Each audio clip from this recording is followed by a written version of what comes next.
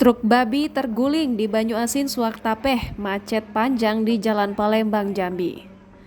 Truk babi terguling di Banyuasin, tepatnya di Desa Lubuk Lancang, Kecamatan Suwaktapeh, Banyuasin, Selasa 13 September 2022.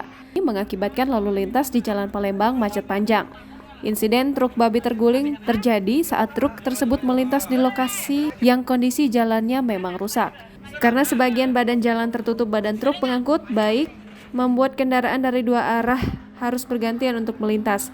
Namun, apes yang dialami truk pengangkut babi yang akan melintas. Truk dari arah Palembang menuju ke Medan ini terperosok ke jalan tanah bekas galian pipa, sehingga membuat truk Nopol BK 8864ER menjadi terbalik. Akibatnya, jalan yang sudah macet bertambah kemacetannya. Anggota Satlantas Polres Banyuasin yang sudah melakukan sejak malam tadi langsung mengambil tindakan untuk melakukan evakuasi truk pengangkut babi ini. Agar bisa dievakuasi dengan mudah, babi-babi yang diangkut terpaksa dilepaskan terlebih dahulu. Satu persatu, babi ini dikeluarkan dari dalam bak truk.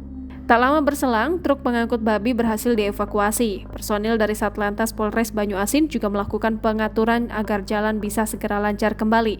Hingga kini pengaturan jalan yang datang dari dua arah masih terus dilakukan guna mengurai kemacetan.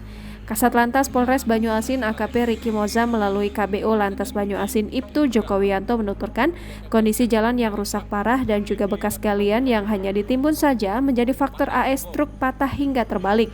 Sedangkan untuk truk yang patah as juga sudah dievakuasi dan ditepikan, sehingga badan jalan bisa dilalui dua arah. Kiri keprosok, memang untuk jalan cukup berpengaruh. Sampai saat ini masih banyak jalan yang berlubang, dikeruk-keruk tapi belum diaspal.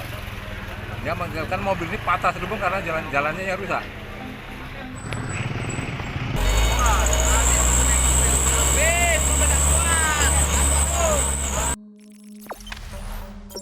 Jangan lupa subscribe, share, komen, dan like ya.